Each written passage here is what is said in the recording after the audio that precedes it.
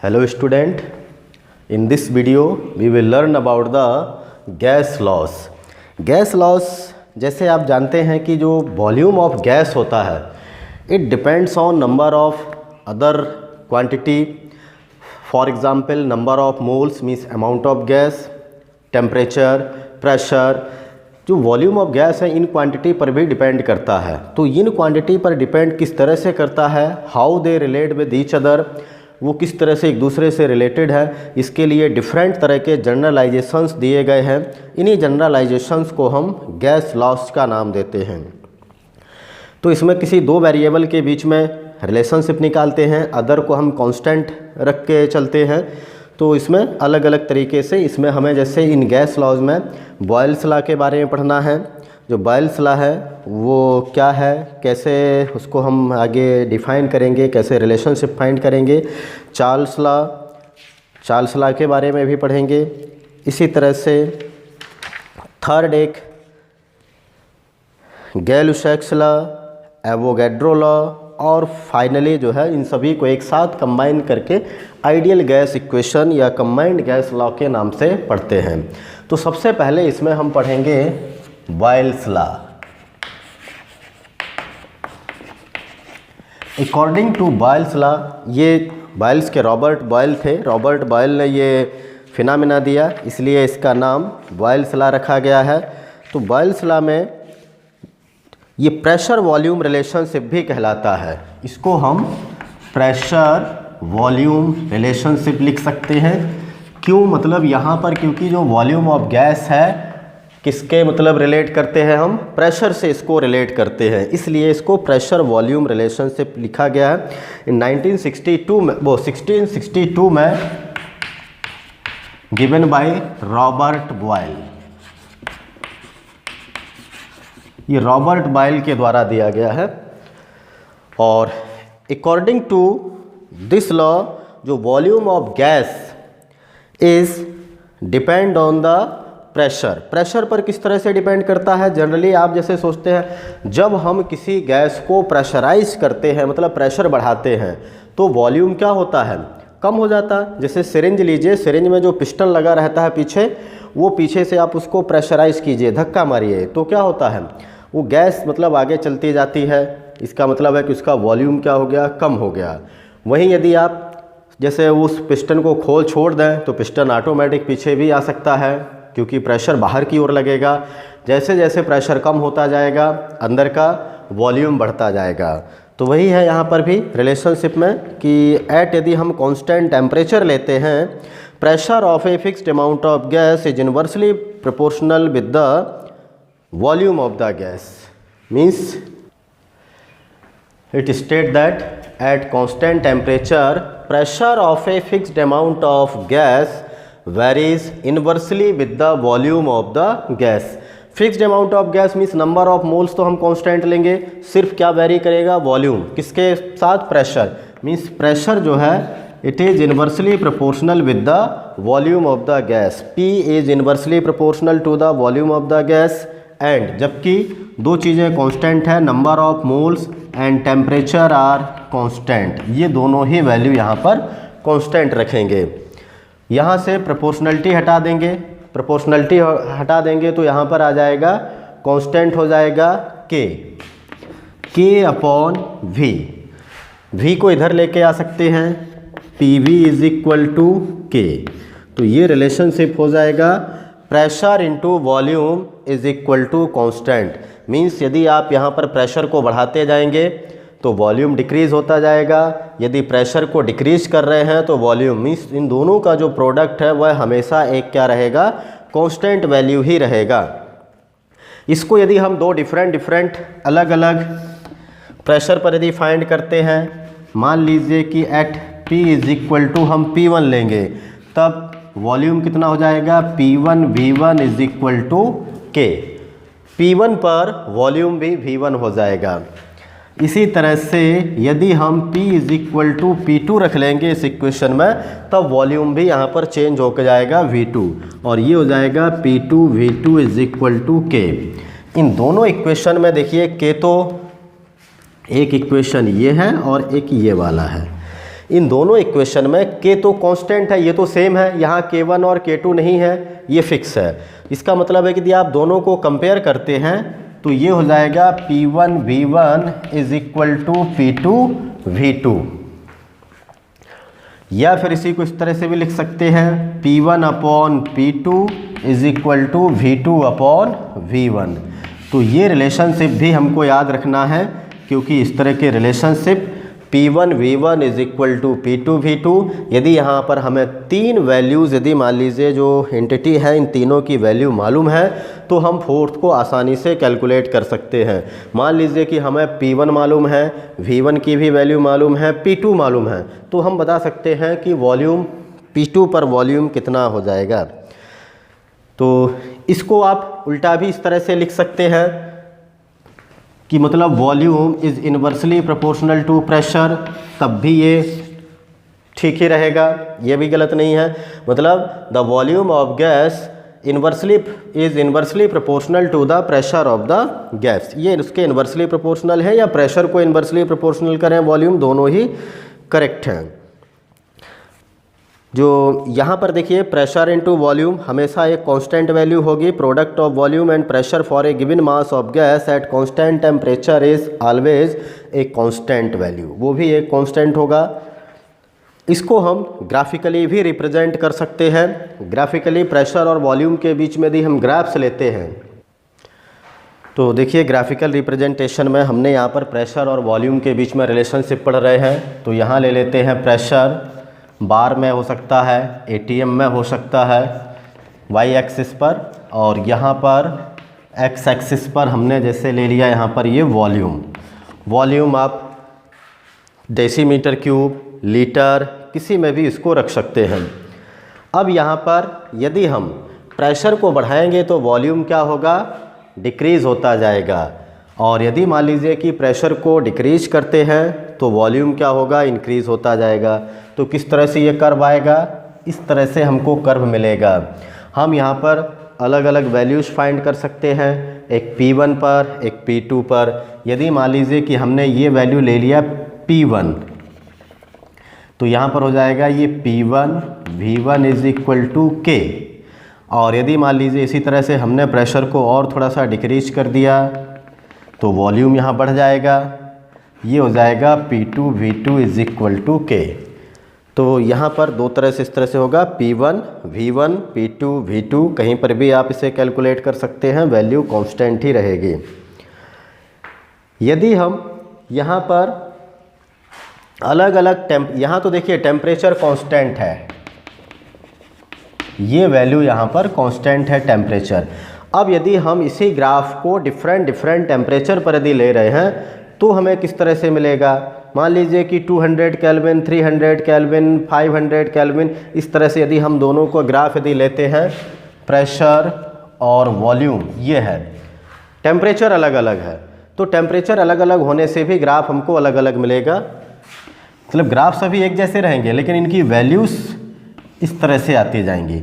ये मान के चलिए कि जैसे ये T1 पर लिया है, ये T2 पर लिया है, ये T3 पर, और यहाँ पर T3 ग्रेटर दैन T2 और ग्रेटर दैन T1, मीन्स सबसे यहाँ पर T3 की वैल्यू सबसे ज़्यादा है तो इसकी वैल्यू सबसे ज़्यादा होगी। यहाँ पर एक पर्टिकुलर यदि हम प्रेशर, जैसे यदि हम एक ही पॉइंट पर यदि ये सभी वैल्यूज़ ले रहे हैं तो देखिए प्रेशर यहाँ पर लगभग सभी के लिए क्या है, कांस्टेंट है। वॉल्यूम अलग अलग मिल गया क्योंकि टेम्परेचर अलग अलग था। T1 पर वॉल्यूम कम होगा, T2 का वॉल्यूम ज़्यादा होगा, जबकि T3 का वॉल्यूम सबसे, मतलब जैसे जैसे टेम्परेचर बढ़ेगा उस गैस का वॉल्यूम भी क्या होगा, इंक्रीज़ होता जाता है। अब यदि हम इसको इस तरह से यदि कर देते हैं कि ये 1/, यदि V लेते हैं तो अलग तरीके से थोड़ा सा ग्राफ को, इसी ग्राफ, सेम ग्राफ है ये वाला ही, लेकिन यहाँ पर लिया 1/V वॉल्यूम, इन्वर्सली प्रोपोर्शनल कर लिया, तो ये T1 T2 T3 इस तरह से आएगा, एट T1 एट T2 और ये T3, यहाँ पर भी T3 ग्रेटर दैन T2 और ये ग्रेटर दैन T1। तो ये इस तरह के ग्राफ थे। अब यदि हम यहाँ पर प्रेशर और ये कांस्टेंट वैल्यू जो होती है PV, PV is equal to constant है, और ये प्रेशर, इस प्रेशर तो बढ़ा रहे हैं तो कांस्टेंट पर क्या फ़र्क पड़ेगा, क्योंकि PV इज इक्वल टू तो ऑलरेडी आपने पढ़ा हुआ है K के बराबर होता है। अब प्रेशर चाहे जितना भी बढ़ाते जाएं, PV पर क्या इफ़ेक्ट पड़ेगा, तो यहाँ पर एक किसी पर्टिकुलर पॉइंट पर यदि आप देखेंगे कोई इफ़ेक्ट नहीं पड़ेगा, क्योंकि प्रेशर बढ़ाएंगे तो वॉल्यूम तो लगातार डिक्रीज़ होगा। तब क्या हुआ, प्रेशर हम बढ़ा रहे हैं लेकिन ये नहीं। लेकिन यदि हम इसी को अलग अलग टेम्परेचर पर लेंगे तो हमें ज़रूर मिलेगा, ये T1 पर मिल सकता है। यदि हम T2 पर यदि लेंगे तो थोड़ा सा ये वैल्यू, K की वैल्यू भी बढ़ जाएगी, मीन्स प्रेशर वॉल्यूम जो कांस्टेंट वैल्यू है ये भी इंक्रीज़ हो जाएगी। यहाँ पर T2 greater than T1। T3 पर लेंगे तो और भी ज़्यादा कांस्टेंट की वैल्यू मिलती जाएगी। तो इस तरह से हमें डिफरेंट तरह के ये ग्राफ इसमें प्लॉट कर सकते हैं। जो बॉयल्स लॉ है ये भी जनरली माना जाता है कि it is obeyed only by a ideal gas. Ideal gas के द्वारा ही इनको ओबे किया जाता है, क्योंकि यहाँ पर एक लिमिटेशन है। वैसे कोई भी गैस आइडियल नहीं होती है, सभी गैसेस रियल गैस ही होती हैं। अब यदि मान लीजिए कि आप प्रेशर को लगातार डिक्रीज करते जा रहे हैं, तो प्रेशर लगातार डिक्रीज़ होने का मतलब है कि वॉल्यूम क्या होता जाएगा, इंक्रीज़ होता जाएगा। या मान लीजिए कि प्रेशर को बहुत ज़्यादा बढ़ाते जाएं तो एक समय पर तो वॉल्यूम क्या हो जाना चाहिए, जीरो हो जाना चाहिए, लेकिन ऐसा कभी नहीं होगा।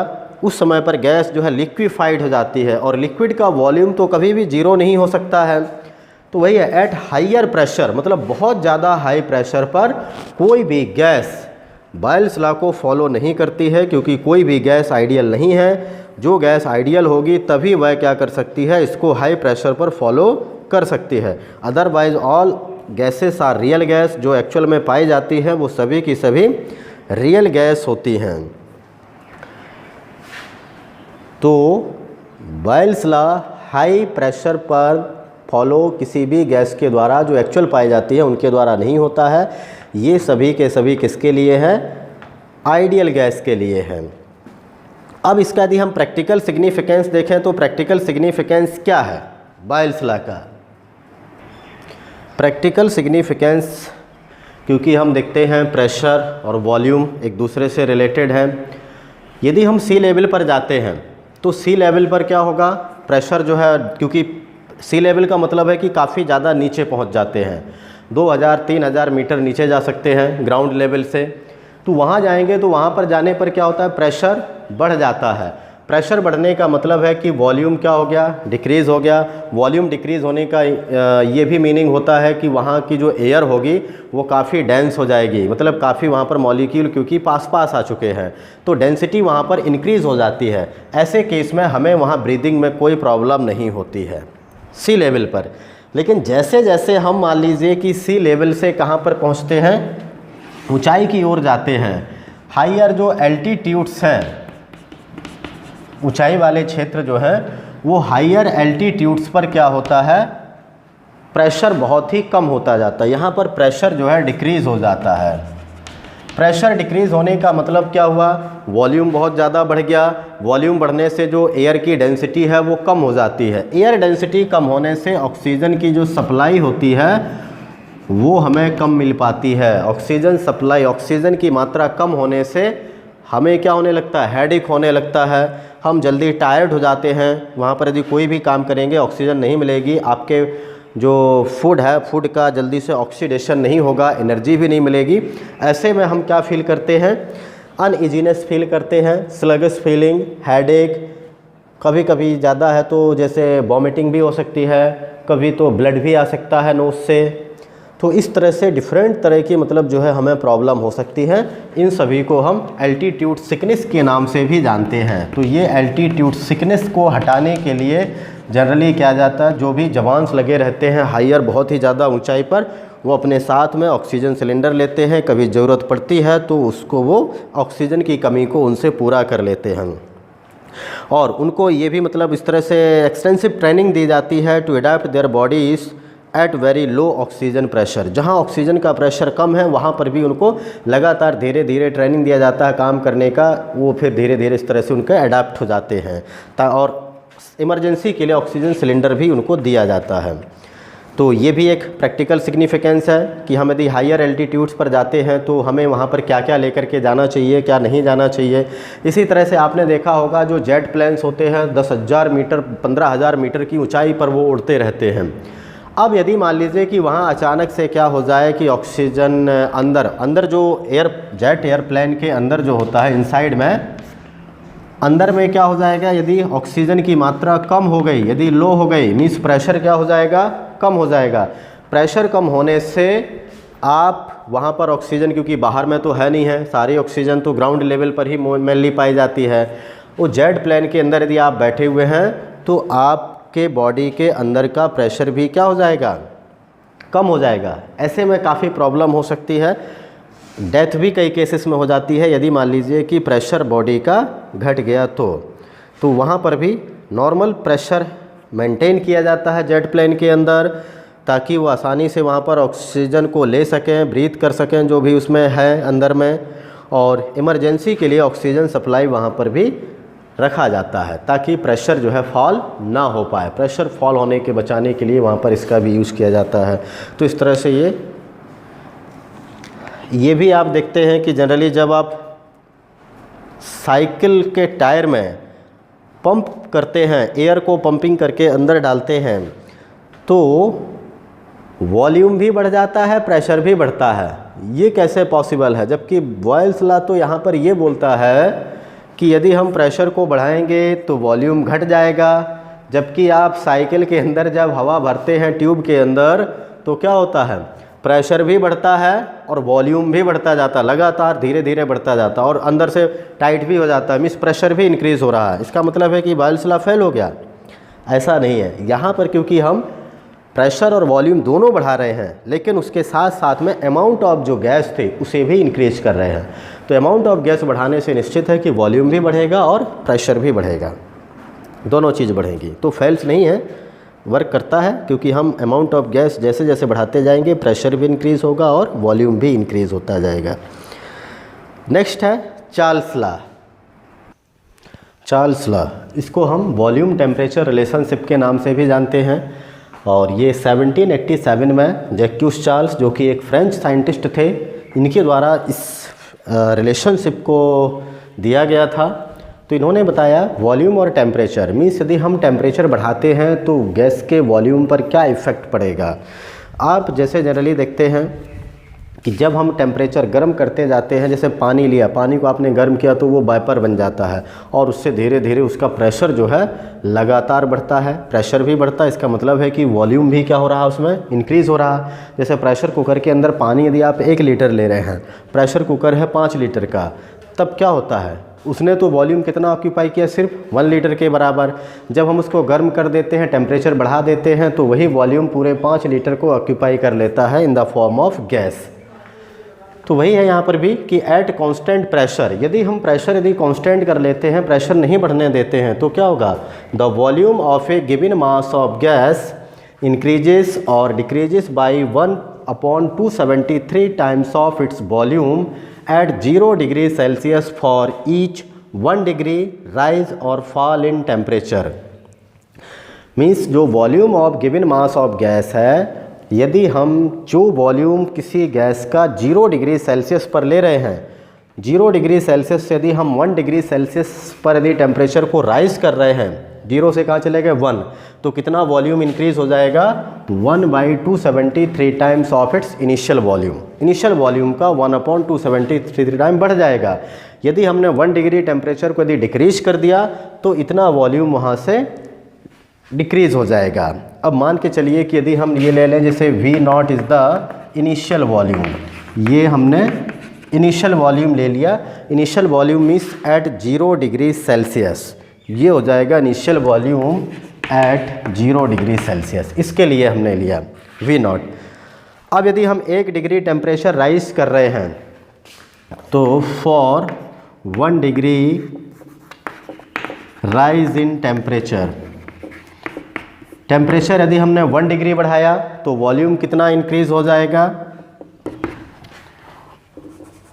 वॉल्यूम फॉर 1 डिग्री राइज ये हो जाएगा V0 इंटू 1/273। इतना वॉल्यूम सिर्फ इंक्रीज़ होगा, मतलब ये कौन सा है, वॉल्यूम इंक्रीज्ड वॉल्यूम है, वॉल्यूम इंक्रीजेस, इतना वॉल्यूम इंक्रीज़ हो जाएगा। यदि हम माइनस कर देंगे तो इतना वॉल्यूम क्या हो जाएगा, डिक्रीज़ हो जाएगा। अब यदि हमने यहाँ पर T डिग्री टेम्परेचर यदि बढ़ा दिया, अभी 1 लिया था, अब हम T डिग्री राइज इन यदि टेम्परेचर करते हैं तब वॉल्यूम कितना इंक्रीज़ हो जाएगा, तब उस केस में वॉल्यूम इंक्रीज़ होगा, वॉल्यूम इंक्रीजेस इंटू V0 1/273 की जगह पर T/273 लिख सकते हैं। ये T डिग्री के लिए था। अब T डिग्री बढ़ा दिया तब वॉल्यूम कितना हो जाएगा एट T डिग्री सेल्सियस,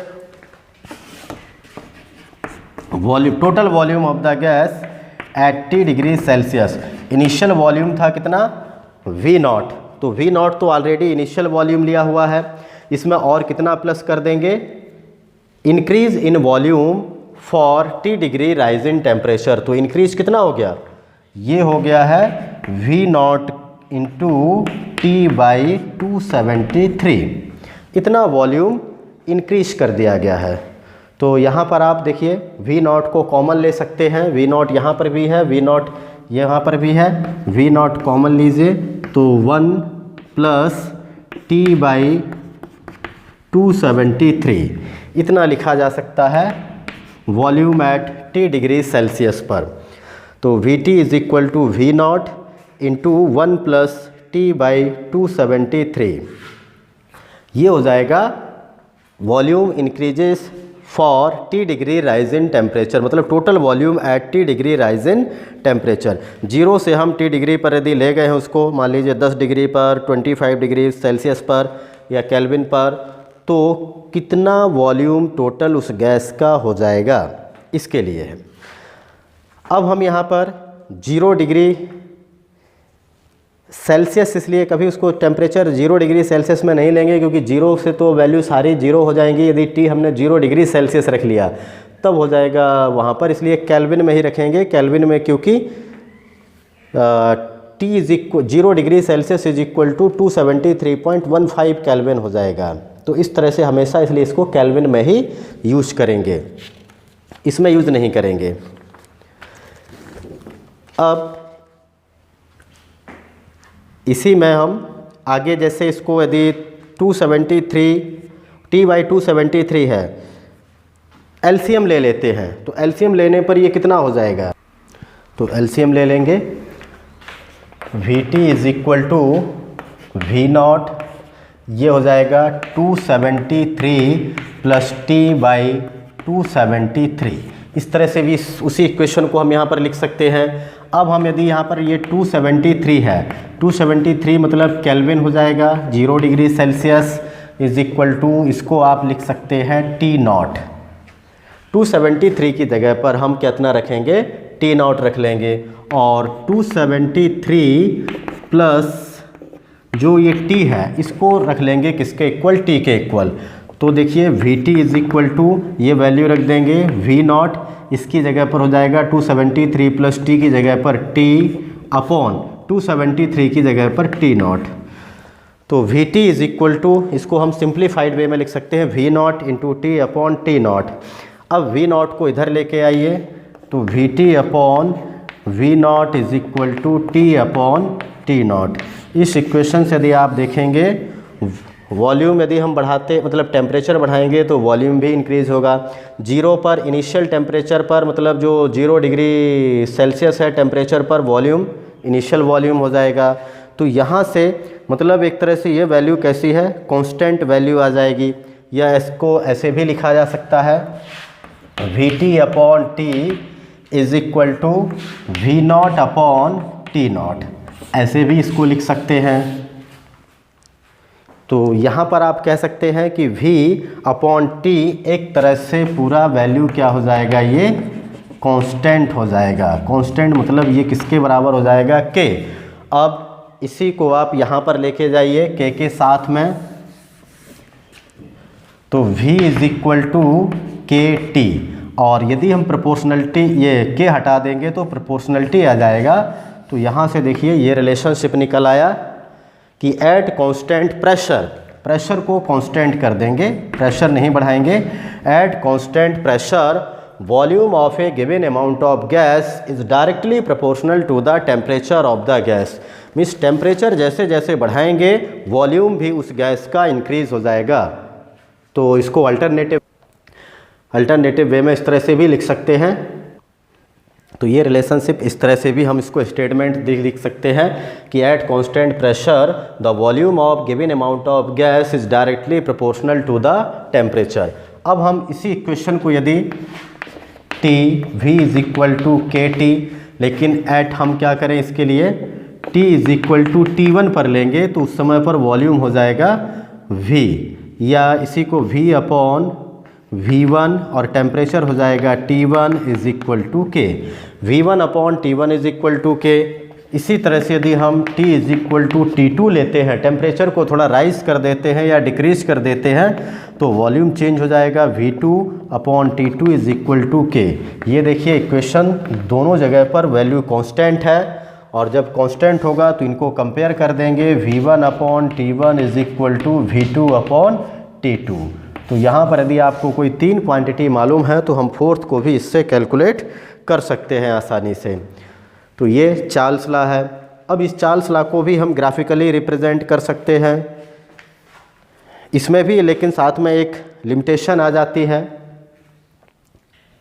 तो वॉल्यूम और टेम्परेचर के बीच में एक देखिए ग्राफ लिया है। वॉल्यूम इस एक्सिस पर, एक्स पर टेम्परेचर, इधर टेम्परेचर इंक्रीज़ हो रहा है, लेफ़्ट साइड में आने पर टेम्परेचर डिक्रीज़ हो रहा है। यहाँ लिया 0 डिग्री सेल्सियस, या इसी को हम 273 केल्विन के बराबर लिख सकते हैं। इस 0 डिग्री सेल्सियस पर वॉल्यूम मान लीजिए किसी गैस का यहाँ पर है, ये मतलब पहले से है, इनिशियल वॉल्यूम है एट 0 डिग्री सेल्सियस। अब हम यदि इस तरफ की ओर जाते हैं, हम इस टेम्परेचर को राइज करते हैं, तो ये लगातार वॉल्यूम क्या होगा, इंक्रीज़ होता जाएगा। लेकिन यदि हम टेम्परेचर को डिक्रीज कर रहे हैं तो इसका मतलब है कि वॉल्यूम क्या हो जाएगा, ये डिक्रीज़ होता जाएगा। और जब हम 0 केल्विन टेम्परेचर पर पहुंच जाएंगे उस समय पर तो इसका वॉल्यूम कितना हो जाएगा। अभी देखिए तो 0 हो रहा है, लेकिन ये भी पॉसिबल नहीं होता है, क्योंकि कोई भी गैस मैटर है, मैटर कभी ऐसा नहीं हो सकता है कि हम टेम्परेचर कम करते जाएं तो पूरी तरह से 0 हो जाए, ख़त्म हो जाए। लिक्विफाई हो सकता है, सॉलिडिफाई हो सकता है, और किसी भी सॉलिड और लिक्विड का वॉल्यूम 0 तो नहीं लिख सकते हैं। तो इसका मतलब हुआ कि ये लो टेम्परेचर पर ये चार्ल्स लॉ इसको फॉलो नहीं करता है। ये सिर्फ कहाँ पर फॉलो करता है, हाई टेम्परेचर पर, वेरी लो टेम्परेचर पर चार्ल्स लॉ ओबे नहीं किया जाता है किसी भी गैस के द्वारा। तो जनरली चार्ल्स लॉ जो एप्लीकेबल होता है वो हायर टेम्परेचर के लिए है, लो टेम्परेचर के लिए एप्लीकेबल नहीं है। इसी में यदि हम प्रेशर यदि मान लीजिए कि बढ़ाते हैं, अलग अलग प्रेशर पर यदि लेते हैं तो भी हमको अलग अलग तरीके से यहाँ पर ग्राफ्स और भी मिलेंगे, क्योंकि प्रेशर बढ़ाने से वॉल्यूम क्या होता जाएगा, घटता ही चला जाएगा। तो ये था ग्राफिकल रिप्रेजेंटेशन। इसी में यदि हम प्रैक्टिकल इसका सिग्निफिकेंस देखते हैं चार्ल्स लॉ का, तो वॉल्यूम जैसे आपने हाइड्रोजन बैलून्स देखते हैं, वेदर फोरकास्टिंग के लिए जनरली यूज़ किए जाते हैं हॉट एयर बैलून्स। तो जैसे जैसे मतलब जहाँ की एयर गर्म होगी वहाँ पर वो बैलून ज़्यादा हाइट पर चले जाते हैं, और जहाँ थोड़ा ठंडा होता है वहाँ पर कम, और इसी तरह से उनका वॉल्यूम भी लगातार क्या होता है, चेंज। यदि मान लीजिए गर्म हवा है तो वॉल्यूम बढ़ जाएगा, यदि वहाँ पर हवा ठंडी है तो धीरे धीरे वो उनका वॉल्यूम क्या होता है, घटता जाता है। तो हाइड्रोजन बैलून्स जो है which rise higher as a means of transportation across the Atlantic. However, such airships are not being used because hydrogen is inflammable and the transportation will be risky. तो hydrogen gas generally inflammable gas है, इसलिए हम इस तरह के transportation के लिए hydrogen gas का यूज़ नहीं करते हैं, क्योंकि इन्फ्लेमेबल है। यदि टेम्परेचर राइज होता है, प्रेशर वो वॉल्यूम ज़्यादा बढ़ जाएगा, ज़्यादा बढ़ने से वहाँ पर ब्लास्ट होगा और उसमें आग भी लग सकती है। तो जनरली लेकिन फिर भी वेदर ऑब्जर्वेशन के लिए, वेदर फोरकास्टिंग के लिए हाइड्रोजन बैलून का यूज़ किया जाता है। बाकी कोई यदि हमें ट्रांसपोर्टेशन पर्पस से करते हैं तब फिर नहीं किया जाता है। तो नेक्स्ट इसके बाद है गैल-लुसैक्स लॉ। गैल-लुसाक्स लॉ थर्ड है, ये गैल-लुसाक के द्वारा दिया गया था, इसलिए गैल-लुसाक्स लॉ। और एक्चुअल में ये वॉल्यूम और टेम्परेचर में नहीं है, ना वॉल्यूम प्रेशर में है, ये प्रेशर और टेम्परेचर में होता है। जैसे इसका भी प्रैक्टिकल सिग्निफिकेंस काफ़ी है गैल-लुसाक लॉ का। जैसे हम जनरली देखते हैं कि गर्मी के सीज़न में, समर सीज़न में हम क्या करते हैं, जो इस साइकिल के जो टायर हैं, ट्यूब हैं, उनमें हवा कम भरते हैं, ठंड के दिनों में ज़्यादा भर लेते हैं। क्यों? क्योंकि गर्मी में क्या टेम्परेचर बढ़ जाता है, टेम्परेचर बढ़ेगा तो प्रेशर भी अंदर में, और क्योंकि वॉल्यूम बढ़ना लगता है, अब वॉल्यूम को हमने कांस्टेंट कर रखा है कि वॉल्यूम नहीं बढ़ेगा, तो क्या बढ़ेगा, फिर प्रेशर बढ़ता है। तो प्रेशर बढ़ने से हमारा टायर भी बस्ट हो सकता है। जबकि ठंड में टेम्परेचर कम होता है, इसलिए ज़्यादा गैस भी उसके अंदर चल सकता है। तो हमें इसलिए समर सीजन में टायर के अंदर जो ट्यूब है उसमें गैस कम ही भरना चाहिए, बाकी ठंड में ज़्यादा चल सकता है। तो ये प्रैक्टिकल इसका सिग्निफिकेंस है। अब इसमें इन्होंने ये बताया कि at constant volume pressure of a fixed amount of gas varies directly proportional with temperature. यदि हम वॉल्यूम को कांस्टेंट कर लेते हैं तो जैसे जैसे टेम्परेचर बढ़ाते जाएंगे प्रेशर भी बढ़ता जाएगा। ये एक्चुअल में चार्ल्स लॉ के ही लॉ को इन्होंने आगे फिर फर्दर एक्सटेंड किया, फर्दर आगे और स्टडी किया। तो वॉल्यूम टेम्परेचर था, जबकि ये प्रेशर और temperature. P is directly proportional to T at constant V। Volume constant रखना है तो P is equal to KT, P upon T is equal to K हो सकता है। प्रेशर अपॉन टेम्परेचर मीन्स एक कांस्टेंट वैल्यू है। अब यदि हम दो अलग अलग लेते हैं, T is equal to T1 पर, तो ये हो जाएगा P1 upon T1 is equal to K। ये वैल्यू होगी at T is equal to T1। इसी तरह से यदि हम टेम्परेचर और बढ़ा लेते हैं तो P2 upon T2 is equal to K, और दोनों इक्वेशन को कंपेयर कर देंगे। P1 upon T1 is equal to P2 upon T2, क्योंकि दोनों जगह कांस्टेंट है, मीन्स दोनों में ही वैल्यू सेम होगी। कि किसी भी आप टेम्परेचर पर लेते हैं, बस वॉल्यूम फिक्स होना चाहिए, अमाउंट ऑफ गैस फिक्स होना चाहिए, ये चेंज नहीं होंगे। तो P upon T1 is equal to P2 upon T2, या फिर P1 अपॉन P2 और ये हो जाएगा T1 अपॉन T2। इस तरीके से भी इस इक्वेशन को लिख सकते हैं। P1 upon T1, P2 is equal to T1 upon T2, या P1 upon T1 is equal to P2 upon T2। यदि हम लेकिन यदि वॉल्यूम बढ़ा रहे हैं तो फिर प्रेशर नहीं बढ़ेगा। प्रेशर मतलब फिर वहाँ पर कोई एक ना एक वैल्यू हमें कांस्टेंट कर लेनी पड़ती है। नेक्स्ट है एवोगैड्रोस लॉ। एवोगैड्रो लॉ, इसको हम वॉल्यूम और अमाउंट ऑफ सब्सटेंस या अमाउंट ऑफ गैस रिलेशनशिप भी लिखते हैं। Amount of gas measured by N, N means number of moles of gases. आपने मोल्स के बारे में पहले भी पढ़ चुके हैं कि 1 मोल इज इक्वल टू जैसे 6.022 into 10 to the power 23 molecules होता है गैसेस के। और इसके पहले भी एवोगैड्रो एक लॉ पढ़ा हुआ है कि उसमें उन्होंने बताया था all gases containing equal amount of substance occupy the same volume, या फिर इस तरह से भी लिख सकते हैं कि the gases having equal volume contains equal number of particles या equal number of molecule at constant temperature and pressure. इसी को इन्होंने इस तरह से भी मतलब आगे फिर उसको थोड़ा सा मॉडिफाई किया कि एट ए गिवन या at a constant temperature and pressure the volume of a gas is directly proportional to the amount of gas. Means जैसे जैसे number of moles of gas बढ़ते जाएंगे उसका वॉल्यूम भी इंक्रीज होता जाएगा। इसके लिए जैसे हम जनरली क्या पढ़ते हैं कि यदि 1 मोल होता है तो 1 मोल गैस किसके बराबर होता है, 22.4 लीटर। अब यदि हम यहाँ पर 2 मोल लेंगे तो ये जस्ट वॉल्यूम क्या हो जाएगा, डबल हो जाएगा। या मान लीजिए कि 1 मोल में जो पार्टिकल्स की संख्या है 6.022 इंटू 10 टू द पावर 23, 2 मोल लेंगे तो ये नंबर ऑफ पार्टिकल्स की भी संख्या डबल हो जाएगी। जब ये डबल हो जाएगी तो वॉल्यूम निश्चित है कि इंक्रीज हो जाएगा। लेकिन टेम्परेचर और प्रेशर को कांस्टेंट रखना होगा, क्योंकि टेम्परेचर और प्रेशर ये भी मतलब वॉल्यूम को क्या करते हैं, वेरी कर सकते हैं। इसलिए इन दोनों को कांस्टेंट करके इन्होंने दिया कि volume is directly proportional to the N, N is the number of moles of gas. अब हम यहाँ पर यदि इसको हटा दें तो ये हो जाएगा Kn means V/N is equal to, ये भी एक तरह से कांस्टेंट होगा at constant temperature and pressure. तो ये at constant temperature and pressure इस पर लेना है। लेकिन N इज इक्वल टू क्या होता है, given mass upon molar mass. Means यदि हम V is equal to K, यहाँ पर ये भी लिख सकते हैं given mass upon molar mass. अब यदि ये आप मोलर मास को यहाँ पर लेकर के आ रहे हैं तो मोलर मास इधर ले जाइए, वॉल्यूम इधर आ जाएगा, K into given mass upon volume, और mass upon volume is equal to density.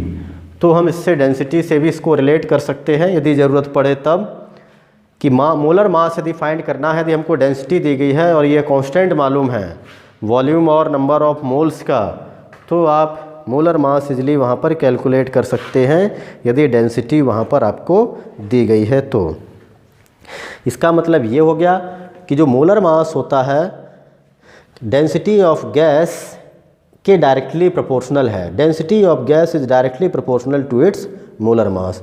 जैसे जैसे मोलर मास बढ़ता जाएगा डेंसिटी भी बढ़ती जाएगी। तो ये था एवोगैड्रो लॉ। और जनरली हम इसके बाद आइडियल गैस पढ़ते हैं, क्योंकि अधिकतर ये सभी लॉज आइडियल गैस को ही फॉलो करते हैं। और आइडियल गैस वो गैस हैं जो सभी कंडीशन पर Boyle's law, Charles law, Avogadro law strictly follow करते हो, वो सभी गैसेस आइडियल गैस कहलाती हैं। लेकिन कोई भी गैस आइडियल तो होती नहीं है, क्योंकि all are real gas. Ideal तो सिर्फ हाइपोथेटिकल है, मीन्स सिर्फ एक वर्चुअल तरह से है। एक्चुअल में कोई भी गैस आइडियल नहीं है। ऑल आर रियल गैसेस, सभी के सभी रियल गैस हैं, क्योंकि सभी का मास भी है, वॉल्यूम भी ऑक्यूपाई करते हैं, मीन्स स्पेस भी ऑक्यूपाई करते हैं, इसलिए सभी रियल गैस है, मैटर हैं। कोई भी गैस आइडियल नहीं होती। लेकिन ये जो भी गैस मतलब इन लॉस को स्ट्रिक्टली मीन्स हर एक कंडीशन पर फॉलो करती हो, लो टेम्परेचर से लेके हाई टेम्परेचर, लो प्रेशर से लेके हाई प्रेशर तक, वो सभी के सभी gas ideal gas.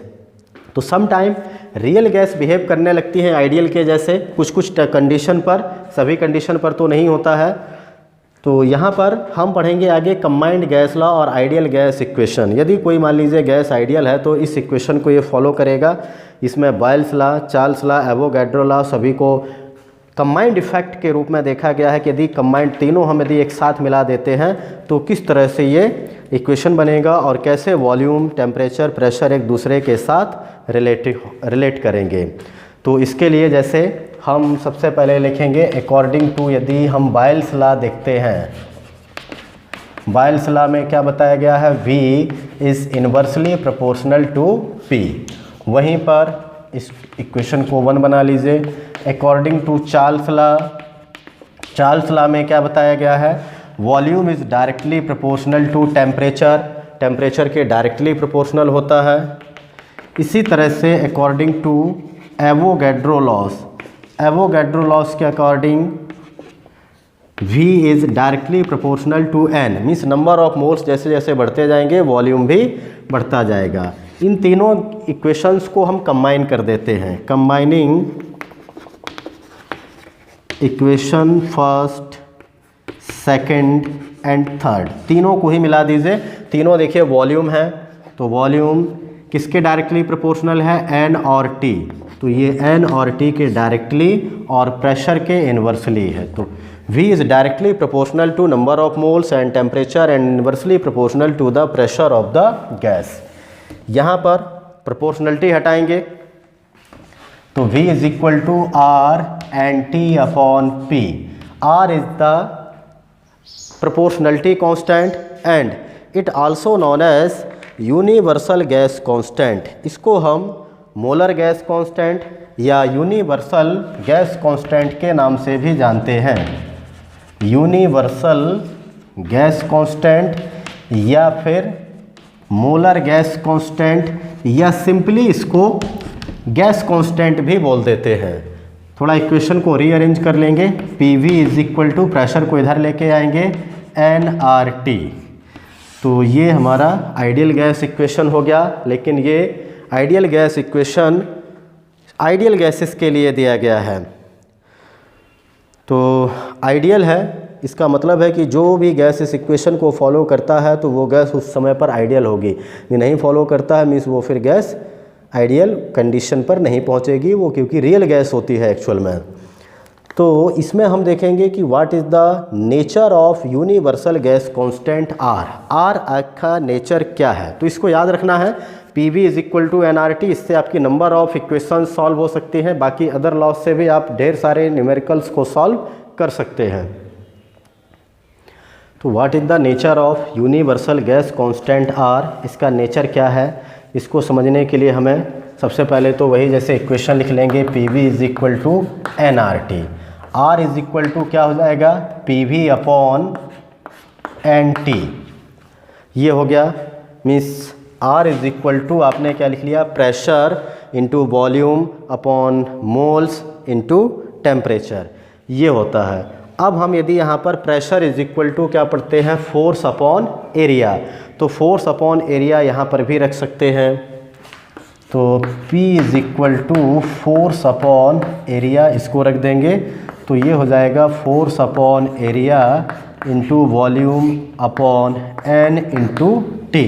Number of moles into temperature, volume सभी सेम है लेकिन ये है। और इसी तरह से वॉल्यूम है, वॉल्यूम की जगह पर भी हम उसको जैसे जनरली क्या लेते हैं, volume is equal to length का क्यूब, या एरिया को भी लिख सकते हैं लेंथ का स्क्वायर, या वॉल्यूम को ही आप इस तरह से लिख सकते हैं एरिया इंटू लेंथ, ये रख दिया।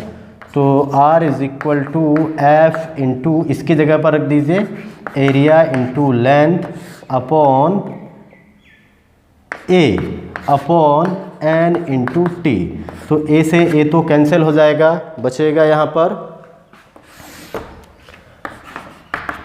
Force into length upon N into T। Force into length, force into length को हम जनरली ये क्या लिखते हैं, work. Work is equal to आपने पढ़ा होगा फोर्स इंटू डिस्प्लेसमेंट, इस तरह से work is equal to force into displacement, ये इक्वेशन आपने पढ़ा होगा। डिस्प्लेसमेंट कई जगह पर D है, कई जगह पर S के द्वारा भी साइड मतलब हो जाता है, इससे डिनोट कर देते हैं, या L भी लिख सकते हैं इसकी जगह पर, work into force into length. तो R इज इक्वल टू हो जाएगा work upon N into T।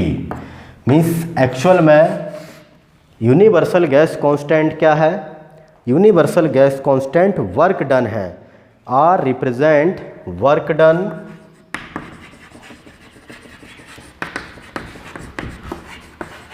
पर डिग्री, पर डिग्री क्या है, मोल, वो पर डिग्री टेम्परेचर और पर डिग्री पर मोल, पर डिग्री टेम्परेचर पर मोल। तो ये वर्क डन को रिप्रेजेंट करता है पर डिग्री टेम्परेचर पर मोल पर। इस तरह से ये यूनिवर्सल गैस कांस्टेंट है। और R की जो वैल्यूज़ होती हैं, न्यूमेरिकल वैल्यूज़, ये भी अलग अलग यूनिट्स में हम अलग अलग देखते हैं। तो देखिए वहाँ पर R की क्या क्या वैल्यूज़ हो सकती हैं, तो ये डिफरेंट वैल्यूज़ हो सकती हैं R की। यदि हम इस इक्वेशन में अलग अलग वैल्यू PV एंड T, यदि प्रेशर को कितना रखते हैं एटमॉस्फेयर में, मीन्स 1 atm ले लेंगे, वॉल्यूम 1 लीटर, केल्विन 273 केल्विन लेंगे टेम्परेचर, और मोल ले लेंगे 1। यदि ये सभी वैल्यूज़ को यदि हम रख देते, हाँ वॉल्यूम लीटर मतलब 1 मोल गैस का वॉल्यूम हो जाएगा 22.4 लीटर। तो प्रेशर 1 atm 22.4, 1 मोल इंटू 273, ये सभी वैल्यू रख देंगे तो वैल्यू आ जाएगी R is equal to 0.0821 litre atmosphere per kelvin per mole. इसी तरह से यदि हम उसी इक्वेशन में टेम्परेचर, वो प्रेशर को यदि न्यूटन में, मतलब फोर्स और एरिया जो लिया था न्यूटन वगैरह रखते हैं, मीटर, लेंथ को रखते हैं, तो 8.314 न्यूटन मीटर पर केल्विन पर मोल। न्यूटन मीटर को आप जूल भी लिख सकते हैं, तो इसकी जगह पर R is equal to 8.314 joule per kelvin per mole, ये भी रखा जा सकता है। तो कई जगह पर इसको भी यूज करते हैं, इसको भी जनरली यूज़ किया जाता है। जहाँ पर भी एनर्जी हमको यदि कैलकुलेट करना है तो 8.314 जूल पर केल्विन पर मोल। यदि कुछ प्रेशर वगैरह कैलकुलेट करना है तो जनरली एटमॉस्फेरिक प्रेशर है तो ये वाली वैल्यू को यूज करेंगे। यदि बार में दिया गया है प्रेशर तब हम इस तरह से R को यूज करेंगे, R is equal to 0.0831 bar decimetre cube per kelvin per mole. तो ये डिफरेंट वैल्यूज़ होंगी जिनके आधार पर हम यहाँ पर इस R की वैल्यूज़ को फाइंड कर पाते हैं। और ये वैल्यूज़ R एक कांस्टेंट वैल्यूज़ है, क्योंकि इसको यूनिवर्सल मतलब हर एक गैस इस गैसेस कांस्टेंट के वैल्यूज़ को एक्सेप्ट करते हैं। ये सभी जगह पर रखने पर हर एक उसको फॉलो करते हैं। जो भी आपके कैलकुलेशन होंगे वो इसके द्वारा करेक्ट आएंगे। तो इससे आप जो भी गैस लॉज है, आइडियल गैस इक्वेशन है, इससे कई प्रकार के न्यूमेरिकल्स को सॉल्व किया जा सकता है। कब कितना वॉल्यूम होगा, कितना प्रेशर होगा, इस टेम्परेचर पर इतना वॉल्यूम है तो दूसरे टेम्परेचर पर कितना वॉल्यूम डिक्रीज़ होगा, प्रेशर कितना इंक्रीज़ होगा, ये सभी तरह के न्यूमेरिकल्स इससे सॉल्व किए जाते हैं। आज के इस वीडियो में इतना ही। Thank you, have a nice day.